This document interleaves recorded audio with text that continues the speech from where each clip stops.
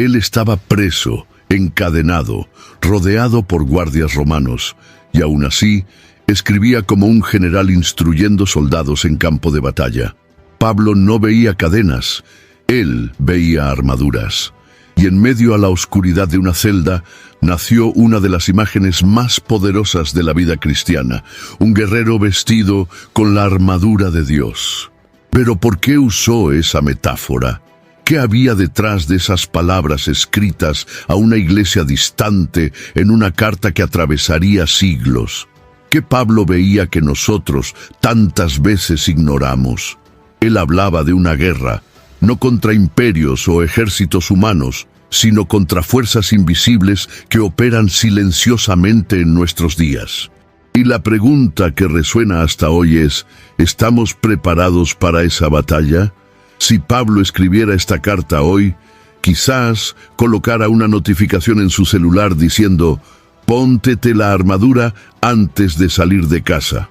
Y ya que estamos hablando de alerta espiritual, aprovecha y haz clic para suscribirte al canal.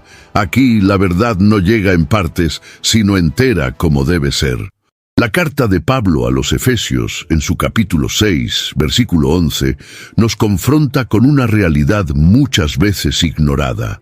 Revístanse de toda la armadura de Dios, para que podáis estar firmes contra las astutas ciladas del diablo. Al escribir esto, el apóstol no estaba siendo metafórico. Él advertía sobre un tipo de conflicto que no se libra con espadas o lanzas, sino con resistencia espiritual, fe inquebrantable y discernimiento constante. Existe un campo de batalla que no se ve con los ojos naturales, donde el objetivo no es la conquista de territorio, sino la preservación del alma, de la fe y del propósito. Lo que está en juego es mucho más que una simple lucha contra dificultades comunes de la vida. Es el destino eterno, la integridad espiritual y la permanencia del cristiano en el camino de la verdad. Esta guerra invisible opera de forma silenciosa y sutil. Se insinúa en los pensamientos, en las emociones y en las decisiones cotidianas. Satanás no actúa siempre de forma escandalosa. Muchas veces se esconde detrás de apariencias de bien, ofreciendo atajos, justificaciones o incluso interpretaciones distorsionadas de la palabra. Sus ciladas son trampas montadas con inteligencia, pensadas para capturar a los distraídos, debilitar a los firmes y confundir a los inexpertos. Por eso, Pablo no solo sugiere, sino que ordena que nos revestimos con la armadura completa. Un soldado sin armadura está vulnerable. Un cristiano sin vigilancia está a merced del engaño. La importancia de reconocer la existencia de esta guerra es el primer paso para vencerla. Muchos viven como si todo fuera solo físico, como si los problemas de la vida pudieran ser resueltos con fuerza de voluntad o estrategias humanas. Pero el apóstol deja claro que nuestra lucha no es contra carne y sangre, sino contra fuerzas espirituales del mal. Esta declaración rompe cualquier ilusión de que estamos lidiando solo con personas difíciles o con circunstancias injustas. Se trata de un sistema espiritual de oposición, cuya actuación se extiende en varias esferas de la vida, en las relaciones, en las estructuras sociales, en la cultura y hasta incluso dentro de las iglesias. Al comprender esta realidad, se cambia la postura. No se trata más de sobrevivir emocionalmente a los desafíos, sino de enfrentarlos espiritualmente.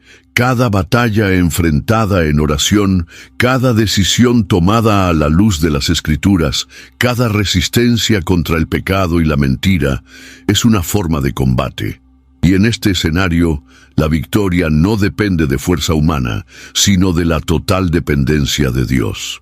Revestirse de la armadura divina es renunciar a la autosuficiencia y asumir una posición de guerrero bajo el mando del Señor de los ejércitos. En tiempos en que tantas voces compiten por nuestra atención y tantos caminos intentan presentarse como verdad, entender lo que está realmente en juego es urgente. Esta batalla espiritual es diaria, y no perdona a nadie. Ante esto, la invitación que Pablo hace no es solo para defenderse, sino para estar firme, inquebrantable, consciente, armado. Y es esta conciencia la que prepara el terreno para la comprensión profunda de cada pieza de la armadura de Dios. Pablo escribía a una comunidad que vivía bajo el dominio del Imperio Romano, y no por casualidad eligió la figura del soldado como ilustración. La imagen de un guerrero equipado era familiar para cualquier ciudadano de esa época.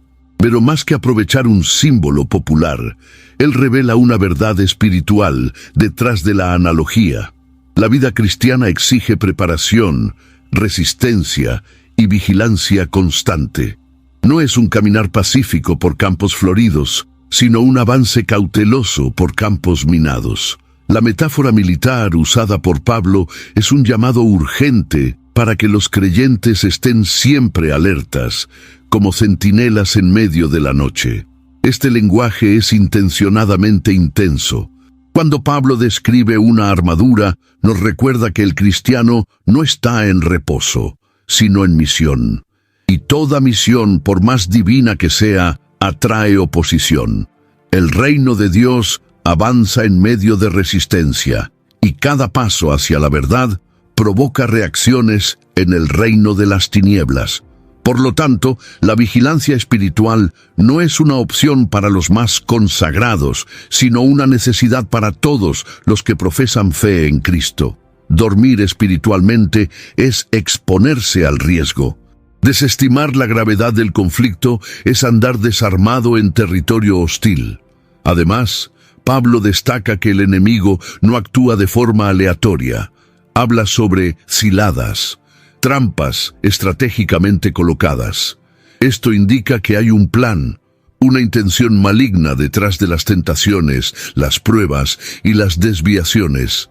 Nada es por casualidad. El propósito del adversario es robar, matar y destruir, y trabaja con paciencia y astucia. Por eso, la vigilancia debe ser continua. Un soldado en guerra no baja la guardia solo porque el enemigo no aparece por algunas horas. De la misma manera, el cristiano no puede vivir confiando solo en experiencias pasadas o momentos esporádicos de fervor espiritual. La vigilancia mencionada por Pablo también implica discernimiento. No basta con estar alerta, es necesario saber qué observar. Muchos se ocupan de guerras secundarias, distraídos por debates superficiales, mientras el verdadero enemigo avanza en áreas vitales como la fe, la santidad, la unidad y la verdad.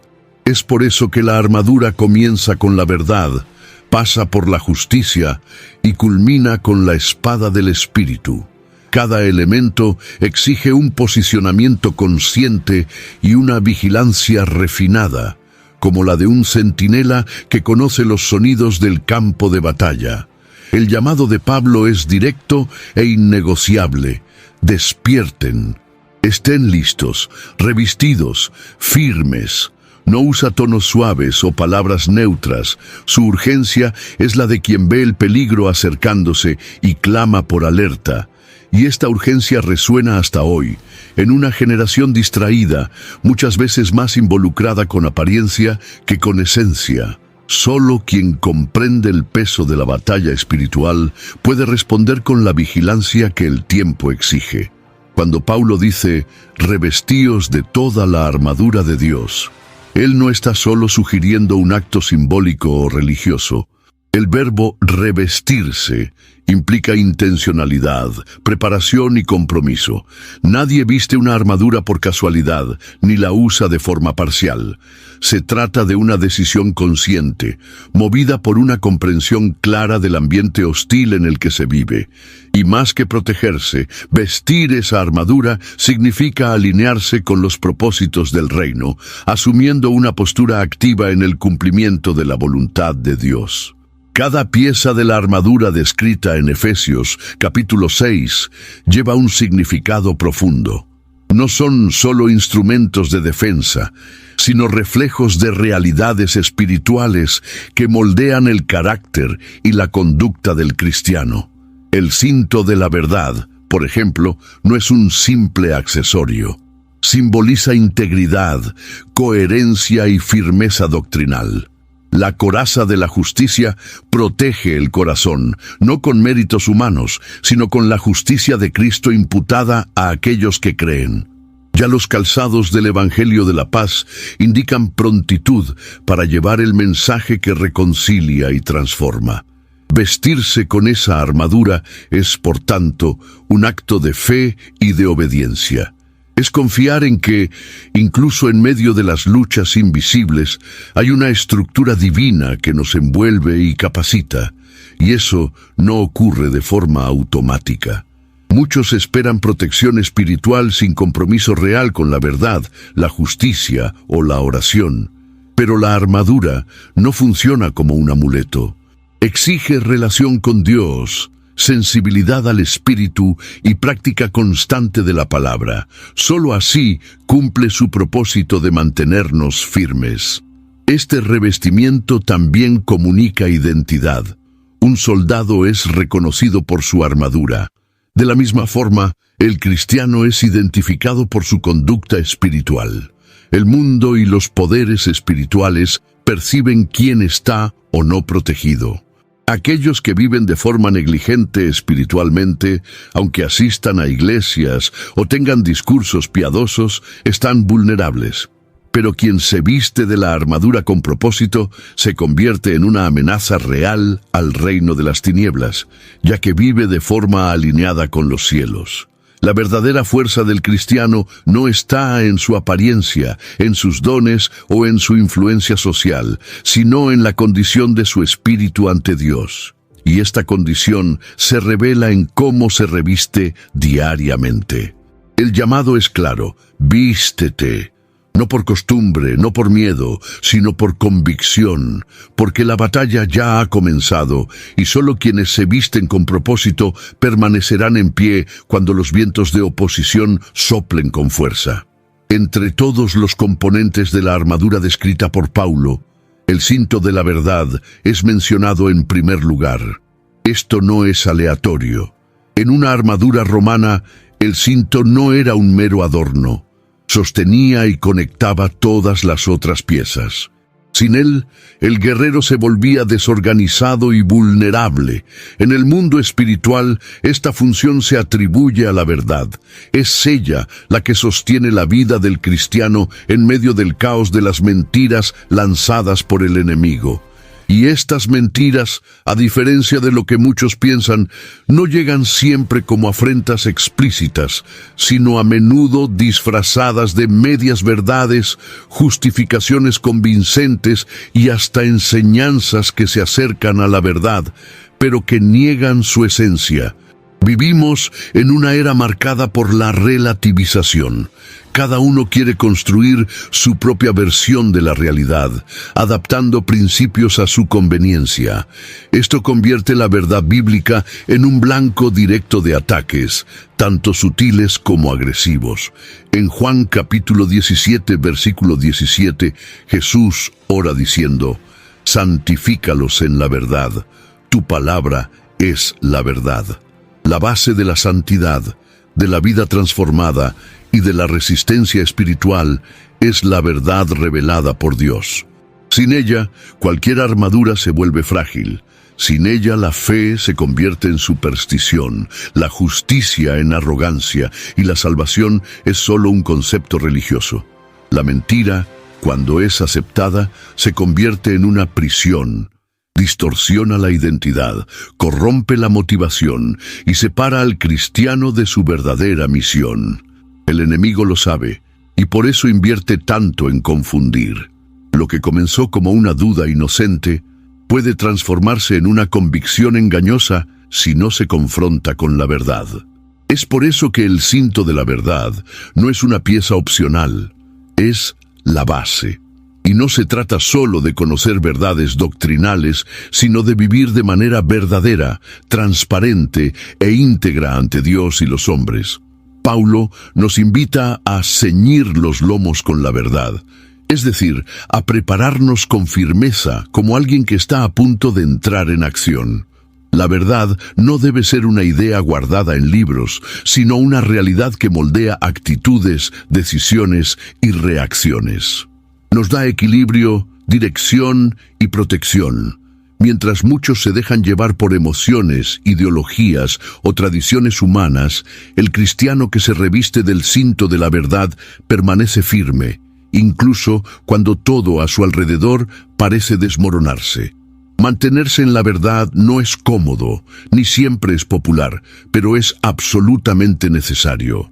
El cinto de la verdad es lo que impide que el resto de la armadura se desestabilice.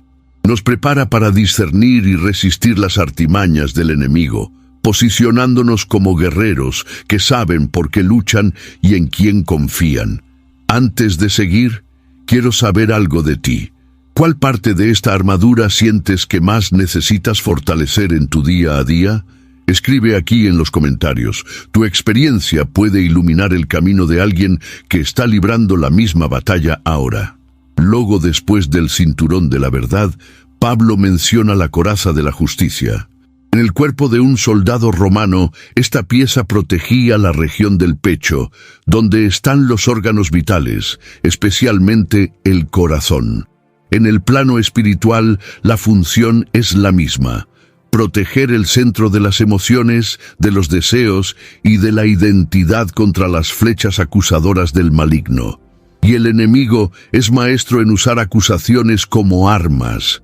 Él señala fallos, recuerda pecados pasados, distorsiona intenciones y trata de socavar la seguridad del cristiano basándose en errores cometidos. En Apocalipsis, capítulo 12, versículo 10, Él es llamado el acusador de nuestros hermanos, que los acusa de día y de noche ante Dios. Por eso, la justicia aquí mencionada no es la nuestra, sino la de Cristo. Es la justificación que recibimos por medio de la fe, como declara Romanos, capítulo 5, versículo 1. Justificados, pues, mediante la fe, tenemos paz con Dios por medio de nuestro Señor Jesucristo. Esta justicia es un escudo que cubre nuestras vulnerabilidades y silencia las acusaciones del enemigo. No se basa en méritos, buenas obras o desempeño espiritual, sino en la sangre del Cordero que nos hizo aceptables ante Dios. Cuando el corazón está desprotegido por esta verdad, se convierte en un blanco fácil de la culpa, la vergüenza y la condenación. Además de protección, la coraza de la justicia también apunta a un llamado a la integridad. No se trata solo de creer que hemos sido justificados, sino de vivir de manera justa. La justicia de Dios opera en nosotros tanto en el sentido legal como en el comportamental. Es decir, somos declarados justos ante Dios, pero también somos transformados para actuar con rectitud. Esta es la fuerza de una coraza que no solo resiste al mal, sino que lo confronta con un testimonio vivo y coherente. Muchos cristianos sucumben espiritualmente por no entender la eficacia de esta armadura. Intentan enfrentar las acusaciones con argumentos humanos, con comparaciones o con remordimiento. Pero la verdadera seguridad está en saber que nuestra justicia está en Cristo. Es esta certeza la que fortalece el corazón y evita que se endurezca o se desespere ante las luchas. La coraza nos recuerda que, a pesar de las fallas, somos aceptados, perdonados y llamados a vivir una nueva vida, firmados no en la perfección personal, sino en la gracia que nos transforma. Proteger el corazón es esencial. Él es la fuente de vida, de decisiones y de devoción, y el enemigo lo sabe. Por eso, todo soldado espiritual necesita vestirse con esta coraza diariamente, recordando que su identidad no está en sus caídas, sino en la justicia que lo cubre. En cualquier batalla, los pies firmes garantizan equilibrio. Pablo sabía eso cuando escribió sobre los pies calzados con la preparación del Evangelio de la paz. El soldado romano usaba sandalias reforzadas con clavos que le ayudaban a mantenerse estable en terrenos resbaladizos o inestables. Espiritualmente, esta estabilidad viene de la paz que nace del Evangelio, no una paz pasiva, sino una paz activa, capaz de resistir la presión y avanzar incluso bajo oposición. En Romanos capítulo 10, versículo 15, está escrito: «Cuán hermosos son los pies de los que anuncian cosas buenas». El Evangelio de la paz es tanto armamento como misión. La expresión preparación del Evangelio revela prontitud. El cristiano no debe solo conocer el Evangelio, sino estar listo para vivirlo y anunciarlo. Esta disposición genera estabilidad emocional y espiritual ante las presiones de la vida. Cuando el corazón está anclado en la paz que excede todo entendimiento, como menciona Filipenses capítulo 4, versículo 7, las circunstancias externas pierden su poder para desestabilizar. Y esta paz no es ausencia de conflicto, sino la presencia de Cristo en medio del conflicto. Ella nos hace capaces de caminar incluso cuando el terreno es hostil. Otro aspecto poderoso de este calzado espiritual es su capacidad de avanzar. La armadura no es solo defensiva. El Evangelio nos impulsa a ir adelante, llevando luz donde hay tinieblas, verdad donde hay engaño y reconciliación donde hay guerra. Los pies calzados con el Evangelio son los pies de quien no huye de la batalla, sino que camina en ella con propósito.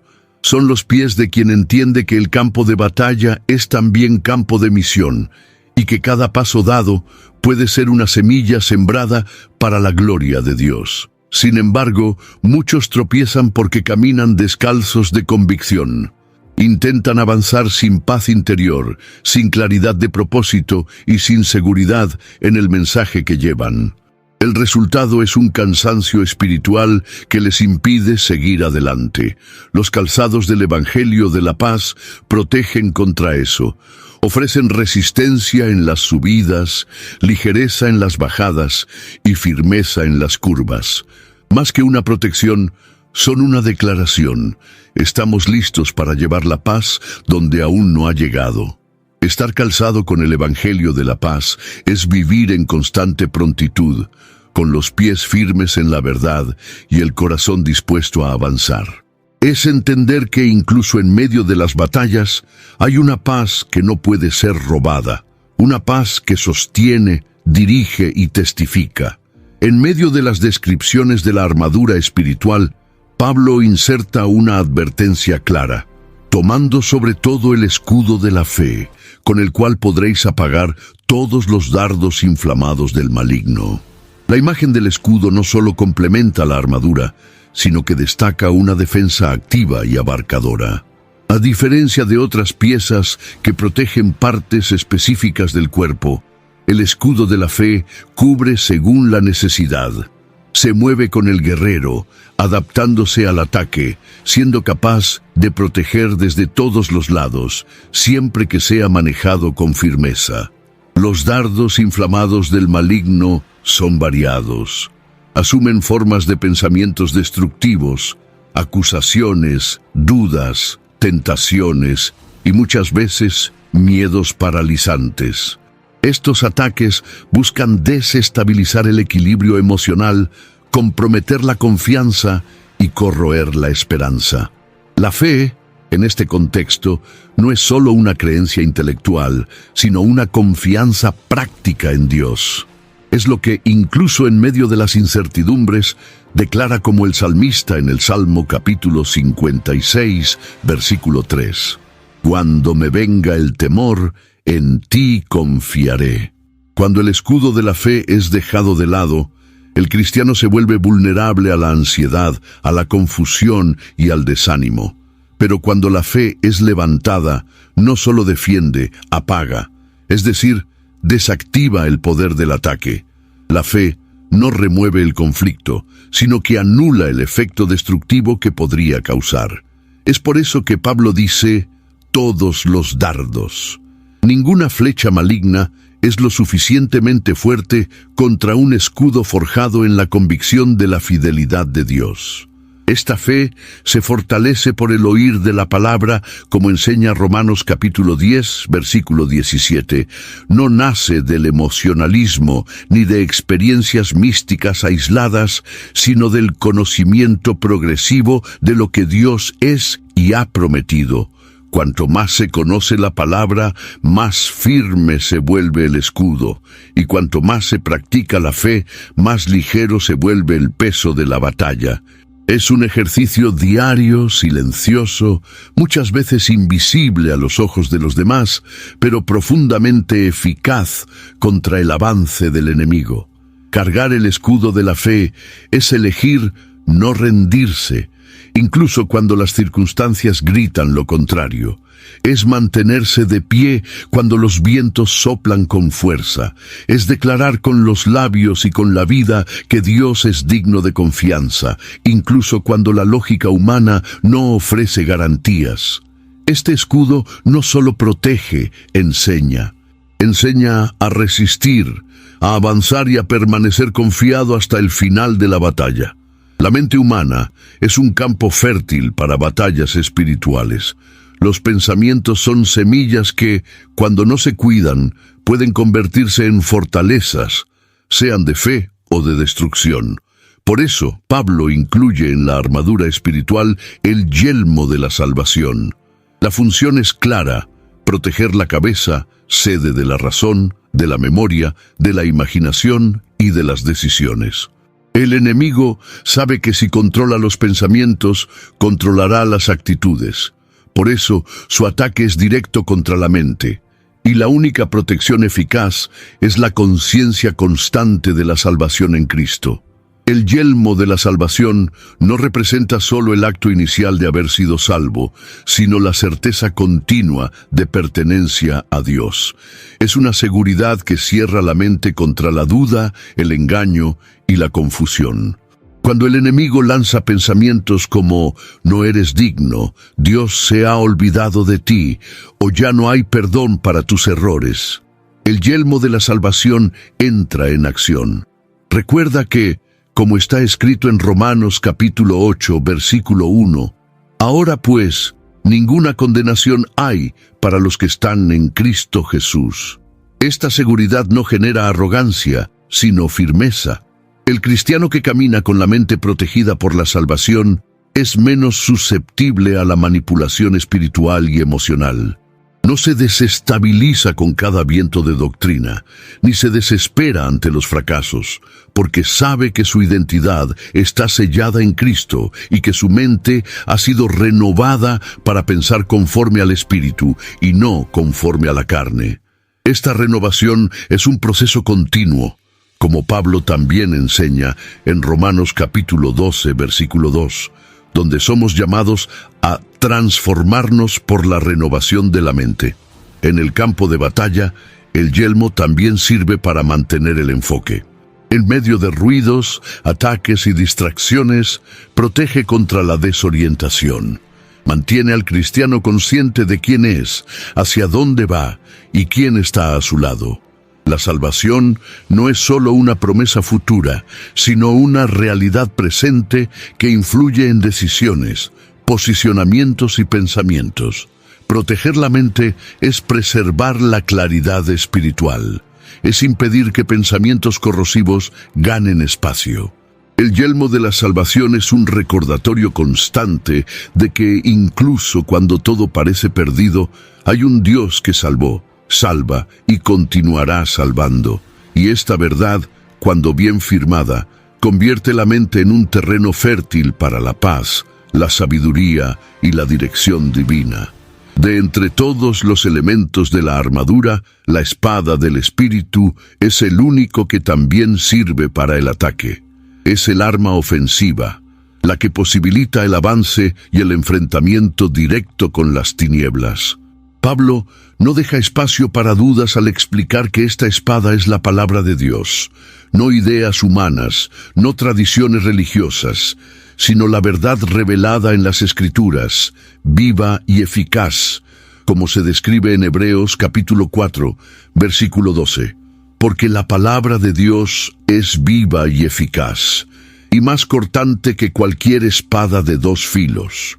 Esta espada no es común. Ella penetra donde ninguna otra puede alcanzar, en los pensamientos, en las intenciones del corazón, en las raíces del alma.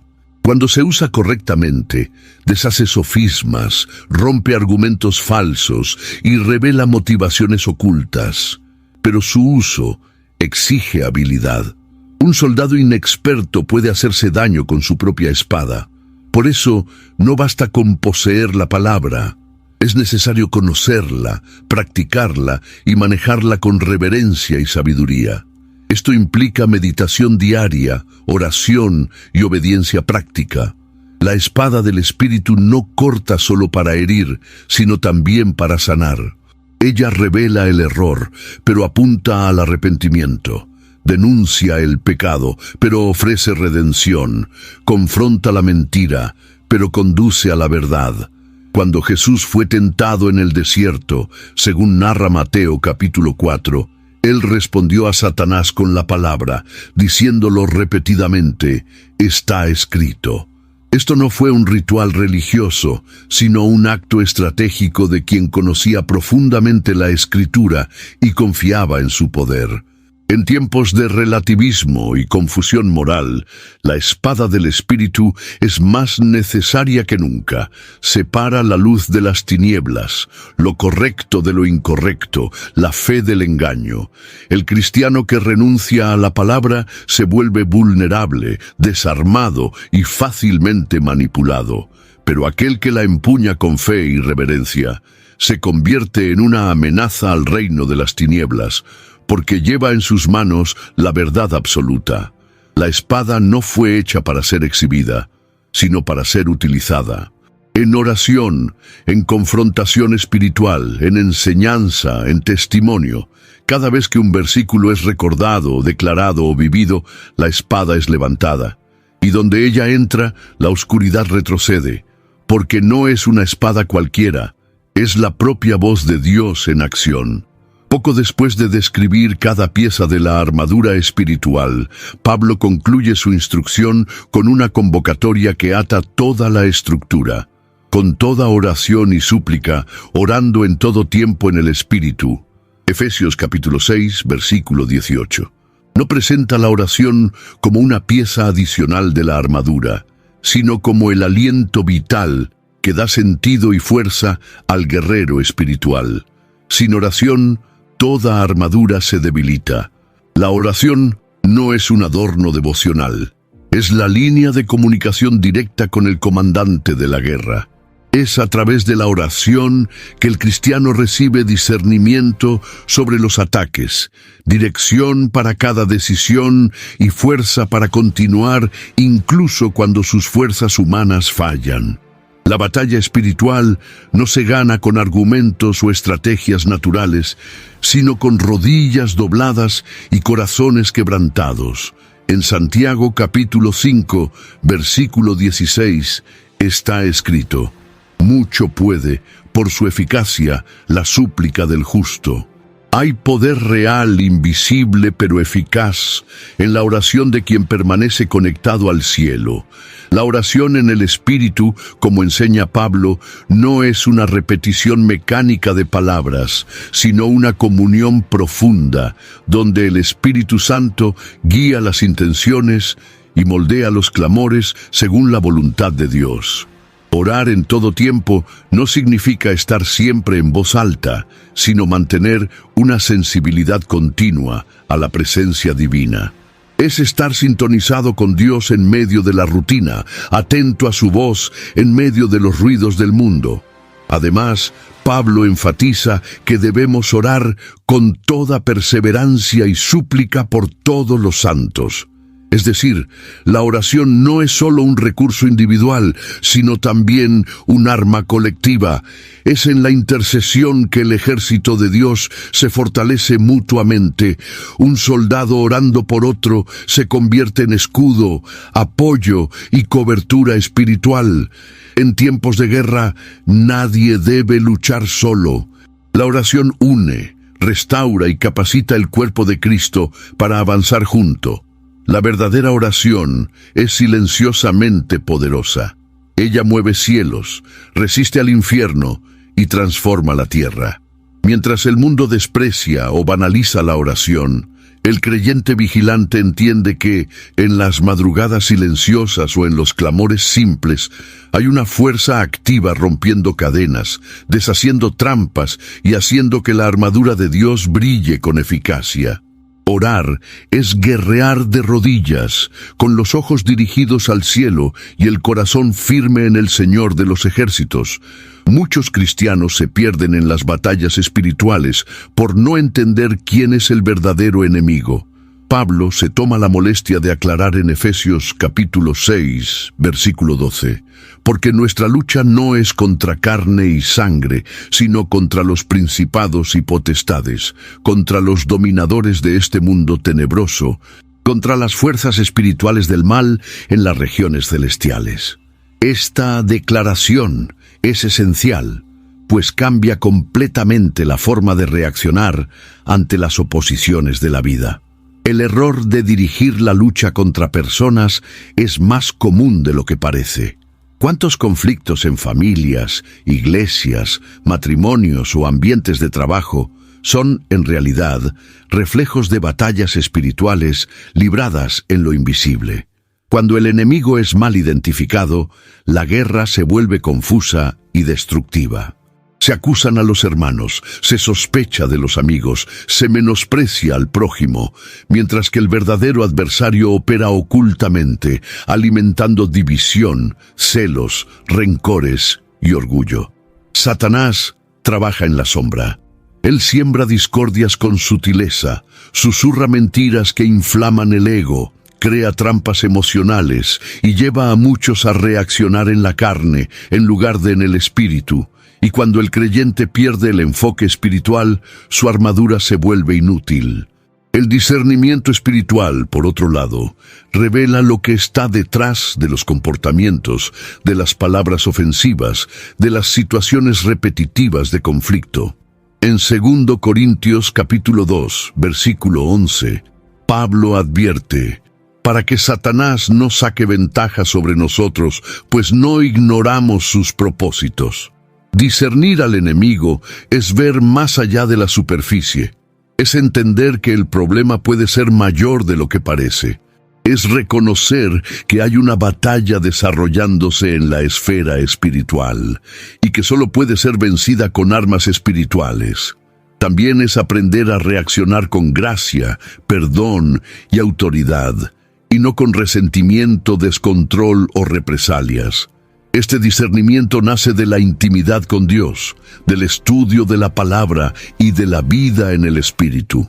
Cuando el cristiano comprende contra quién realmente lucha, no se cansa con batallas inútiles, ni se frustra con la resistencia humana. Se posiciona en oración, resiste al mal con firmeza y mantiene la paz con los hombres. Se convierte en un guerrero sabio que no desperdicia fuerzas luchando contra los equivocados, sino que dirige su fe contra los verdaderos enemigos invisibles. Esta claridad transforma la guerra en misión y la oposición en oportunidad para el avance del reino. Entre todas las áreas donde el enemigo busca ejercer influencia, ninguna es tan estratégica como la mente. Allí se forman los pensamientos, se construyen las creencias, se alimentan los miedos y se cultivan las esperanzas. El campo de batalla de la mente es silencioso, pero decisivo. Pablo ya advertía sobre esto en 2 Corintios capítulo 10, versículos 4 y 5, al afirmar que las armas de nuestra milicia no son carnales, sino poderosas en Dios para destruir fortalezas, anulando razonamientos y toda altivez que se levanta contra el conocimiento de Dios, y llevando cautivo todo pensamiento a la obediencia de Cristo. Los pensamientos no son neutros, tienen el poder de edificar o destruir.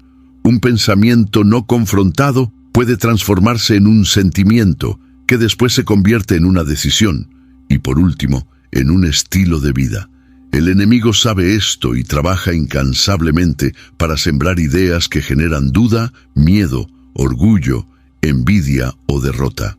Muchas veces, el cristiano no está siendo atacado en las circunstancias externas, sino en su propia mente, a través de pensamientos que lo alejan de la verdad de Dios. Proteger la mente es más que evitar pensamientos negativos. Es renovar el pensamiento con la verdad bíblica. Es sustituir mentiras por promesas, condenación por gracia, ansiedad por confianza. Es un proceso activo que exige vigilancia y disciplina. Romanos capítulo 12, versículo 2, ya nos enseña a no conformarnos con este siglo, sino a ser transformados por la renovación de la mente. Esta transformación no ocurre de forma automática, sino que exige una exposición constante a la palabra y al Espíritu. Además, la mente debe ser sometida a la autoridad de Cristo. Pensamientos independientes, por más bonitos o populares que parezcan, se vuelven peligrosos cuando no están alineados con la voluntad de Dios. Toda idea que exalta el ego, justifica el pecado o relativiza la verdad, necesita ser llevada cautiva. Es un combate interno, muchas veces silencioso, pero esencial para la salud espiritual. El cristiano debe aprender a pensar como Cristo piensa, desear lo que Él desea y rechazar aquello que no viene de Él. La victoria espiritual comienza con pensamientos redimidos.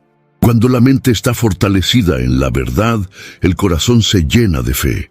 Las palabras se convierten en fuente de vida y las decisiones caminan hacia el propósito. La mente es el campo donde todo comienza. Y es allí donde, día tras día, la guerra debe ser ganada. Mientras muchas batallas espirituales se libran contra fuerzas externas, hay una lucha silenciosa que ocurre dentro de cada cristiano, la batalla contra la carne.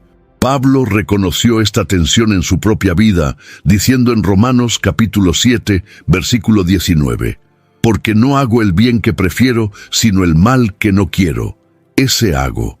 Esta guerra interior es diaria y compleja.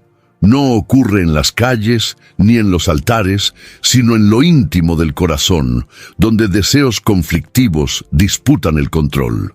El mayor enemigo, muchas veces, no es el diablo con sus trampas, sino el propio yo, con sus voluntades, pasiones desordenadas, ego herido y orgullo enmascarado de religiosidad. La carne es obstinada, busca gratificación inmediata y se opone a la sumisión al Espíritu.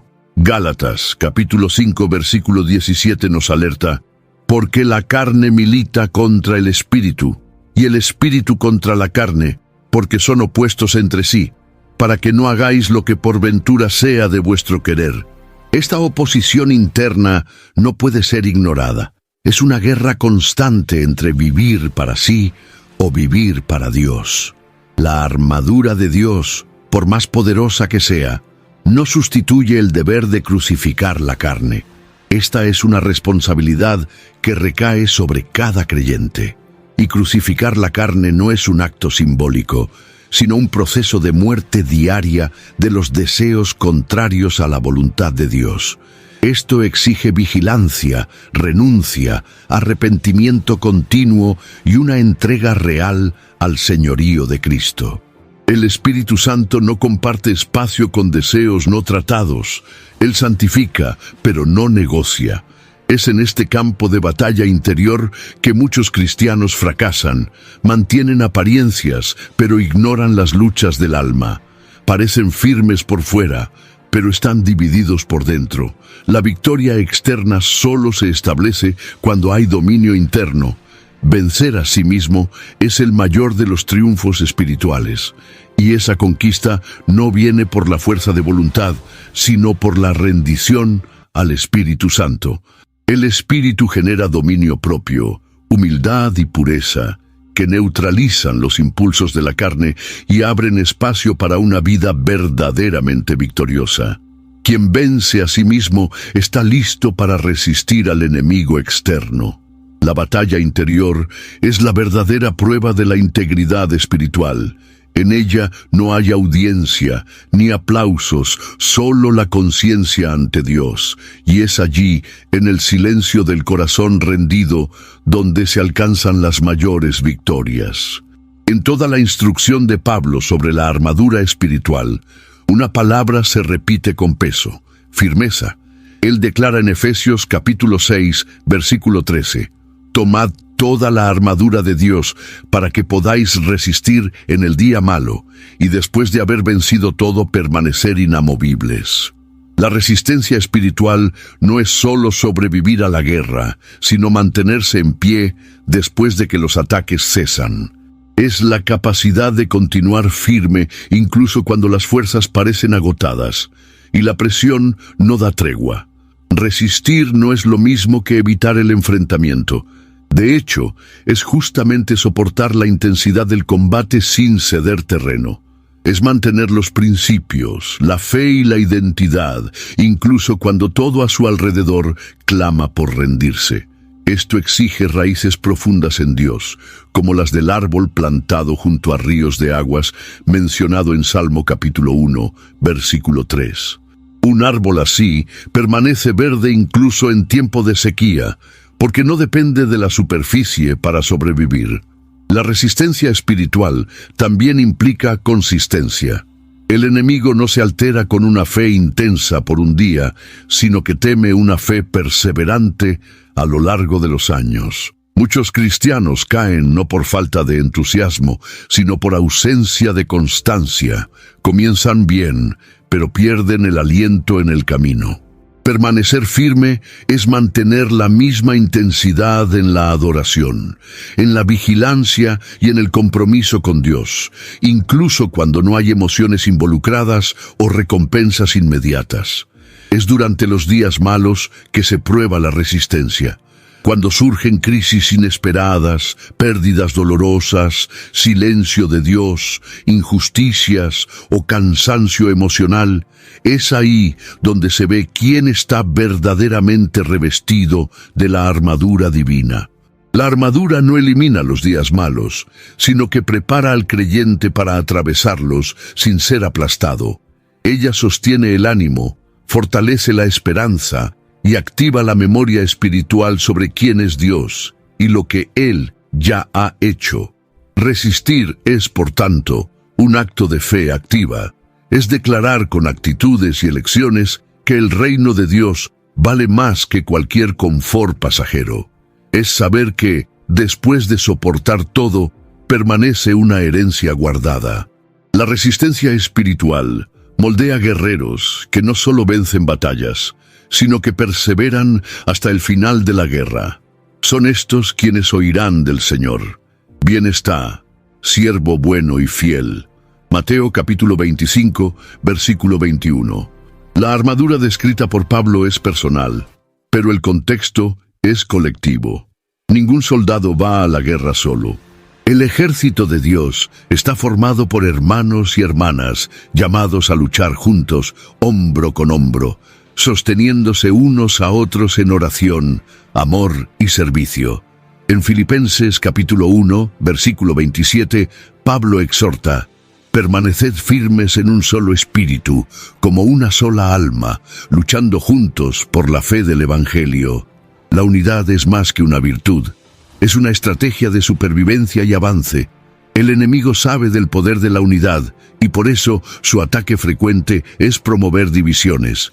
Él lanza desconfianzas, alimenta resentimientos, distorsiona intenciones y crea barreras emocionales entre los creyentes. Una iglesia dividida es una iglesia vulnerable. Un ejército desunido pierde fuerza antes de entrar en el campo de batalla. La Biblia nos muestra que donde hay unidad, allí el Señor ordena la bendición. Salmo capítulo 133, versículo 3. Y donde hay bendición, hay victoria. La unidad en la batalla espiritual no significa ausencia de diferencias, sino presencia de amor que supera las diferencias. Significa poner el reino por encima de las opiniones, preferencias o heridas personales. Cuando los creyentes se cubren mutuamente en oración, se perdonan, se edifican y se ayudan, el enemigo pierde espacio.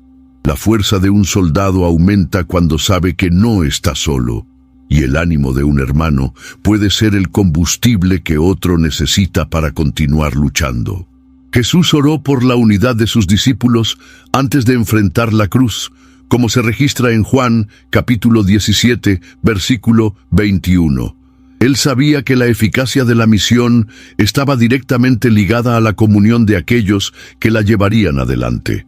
La iglesia primitiva superó enormes desafíos porque perseveraban unánimes en oración y vivían en comunión. La unidad espiritual no es fruto de eventos sociales, sino de corazones quebrantados ante Dios. El ejército de Dios es más fuerte cuando lucha unido. Cuando uno cae, el otro tiende la mano.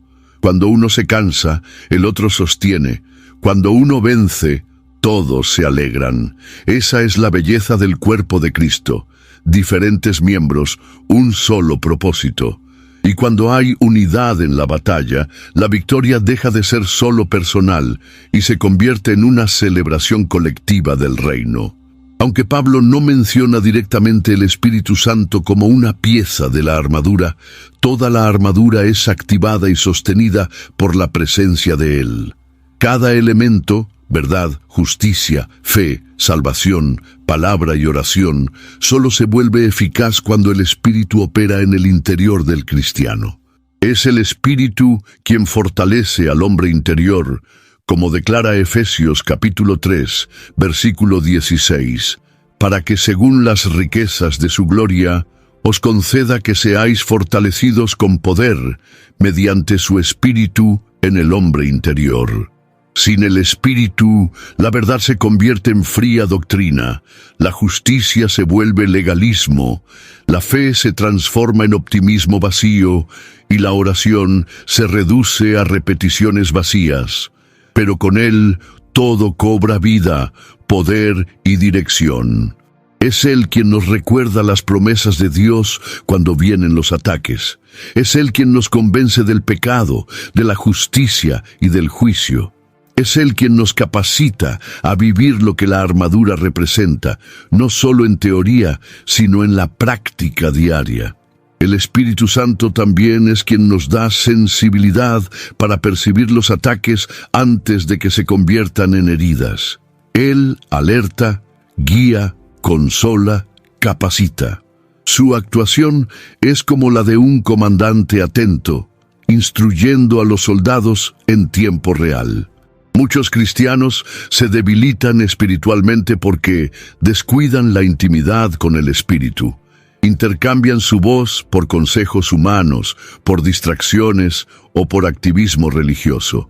Sin embargo, sin la fuerza que Él concede, la batalla se vuelve insoportable. Al buscar la plenitud del Espíritu, el cristiano se convierte en revestido de poder. Jesús mismo orientó a los discípulos a no salir para la misión sin ser revestidos de lo alto. Lucas capítulo 24, versículo 49. Esto nos enseña que antes de actuar, necesitamos ser llenos. Antes de confrontar, necesitamos estar sensibles. Antes de resistir al mal, necesitamos estar conectados a la fuente de la santidad y de la verdad. La armadura espiritual es forjada en la presencia del Espíritu. Es allí, en comunión constante, donde se ajusta a nuestro corazón, se fortalece con el tiempo y se convierte en parte de quienes somos. Un cristiano lleno del Espíritu no solo viste la armadura, se convierte en un reflejo vivo del guerrero que Dios desea levantar en este tiempo. No toda batalla espiritual se revela de forma grandiosa o dramática. Muchas ocurren en los bastidores de la cotidianidad, en pensamientos silenciosos, decisiones aparentemente simples, pequeñas concesiones y reacciones impulsivas. Las luchas espirituales del día a día son sutiles, pero no menos peligrosas. Y muchas veces son en ellas que más cristianos caen por pensar que son meros problemas de la vida. Pero como dice Cantar de los Cantares, capítulo 2, versículo 15, «Cazadnos las zorras, las zorretes, que hacen mal a las viñas». Pequeños enemigos pueden causar grandes estragos cuando son ignorados. La resistencia espiritual necesita ser aplicada también en los momentos rutinarios. Es en ese comentario murmurador que se disfraza de desahogo, en la crítica que esconde orgullo, en la distracción que consume tiempo devocional, en la duda que parece legítima, pero mina la fe. En cada una de estas situaciones hay una batalla que se libra entre el espíritu y la carne, entre el reino de Dios y los valores de este mundo. Y vencer en esos momentos exige sensibilidad y prontitud. Vestir la armadura de Dios es estar atento a lo que parece inofensivo. Es vigilar en las redes sociales, en las conversaciones del día a día, en las elecciones de consumo, en el tipo de entretenimiento que se permite. El enemigo sabe que, si no puede derribar con grandes pecados, puede debilitar lentamente con pequeñas concesiones. Y el cristiano solo percibirá esas brechas si está vestido con la verdad, la justicia, la fe y el discernimiento. Las luchas de la cotidianidad también involucran perseverancia. Cuando todo parece monótono o cuando la respuesta de Dios tarda, el desánimo espiritual quiere instalarse. El creyente comienza a acostumbrarse a la frialdad, a la ausencia de frutos, a la superficialidad. Pero es en esos momentos que la resistencia se vuelve aún más necesaria. Es allí donde la madurez espiritual es probada y donde el carácter de Cristo se consolida. Disfrazadas de rutina, muchas batallas espirituales han desviado soldados que un día estaban en la primera línea. Por eso, la vigilancia necesita ser constante. Las pequeñas victorias diarias son tan valiosas como las grandes conquistas. Ellas construyen un cimiento sólido sobre el cual se sustentan los días difíciles. Identificar esas batallas escondidas es señal de madurez y prontitud. Y vencerlas es prueba de que la armadura está siendo bien utilizada. La armadura de Dios no es solo una defensa para los tiempos difíciles, sino una garantía de que si permanecemos fieles, llegaremos hasta el fin. En 2 Timoteo capítulo 4 versículo 7, Pablo declara: «He peleado la buena batalla, he acabado la carrera, he guardado la fe». Estas palabras no vienen de alguien que nunca ha sido herido, sino de alguien que, aún herido, permaneció fiel. El llamado a la resistencia espiritual es en realidad un llamado a la fidelidad constante. La victoria ya ha sido conquistada por Cristo en la cruz. El cristiano no lucha para vencer, sino que lucha desde la victoria. Sin embargo, esta victoria solo se manifiesta plenamente en la vida de aquellos que no abandonan la batalla en medio del camino. La fidelidad hasta el fin exige valentía, perseverancia y confianza en el carácter de Dios, incluso cuando las circunstancias gritan lo contrario. La promesa está en Apocalipsis capítulo 2, versículo 10.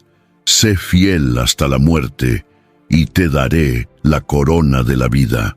Permanecer fiel no es mantener perfección, sino mantener dirección. Es caer y levantarse. Es sentir miedo, pero no retroceder. Es dudar por un momento, pero no abandonar la fe. Es seguir adelante, incluso sin aplausos, incluso cuando parece que nadie ve. El guerrero fiel es aquel que comprendió que su mayor premio no está en este mundo, sino en el encuentro final con el Rey de Reyes. La fidelidad es fortalecida en la comunión con la palabra, en el poder de la oración, en la vida en comunidad y en la presencia constante del Espíritu Santo. No es fruto de esfuerzo humano aislado, sino de la gracia que opera en un corazón rendido.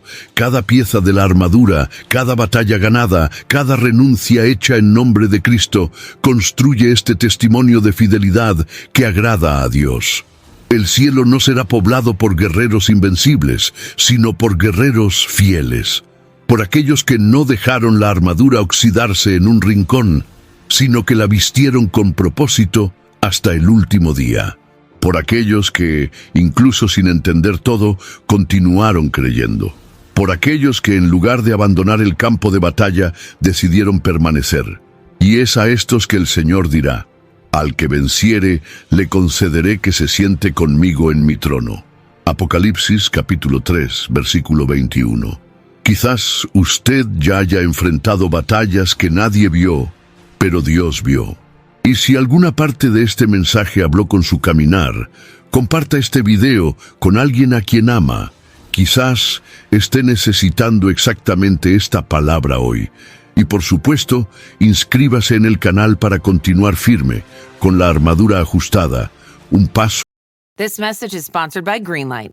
With school out, summer is the perfect time to teach our kids real-world money skills they'll use forever. Greenlight is a debit card and the #1 family finance and safety app used by millions of families, helping kids learn how to save, invest, and spend wisely. Parents can send their kids money and track their spending and saving, while kids build money confidence and skills in fun ways.